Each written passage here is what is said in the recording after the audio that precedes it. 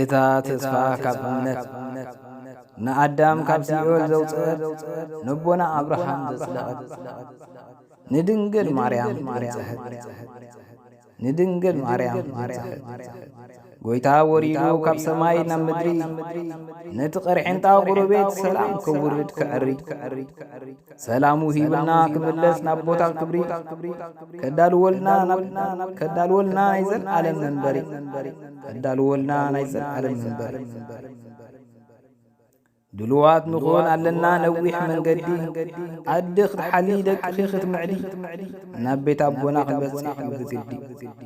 ወላኮ ጠሚና ደኺምና እንተዕረፍና ኣብቲ ዓዲ ኣይንታለሊና በዛ ሓላፊት ከብዲ ኣይንታለሊና በዛ ሓላፊት ከብዲ ንኣምላኽ ኣይንናፍ ንዓለም ኣይንናፍቅ ኣይትጠቅምን እያ ንዓና በዚ ዘንበለጭልጭ ነገር ከይትታለለና ጥንቅቕ ንበል ደኣ ኣፋ ኽፊታ ከይትውሕጠና ጸሎት ንግበር ናብቲ ልዑል ኣምላኽና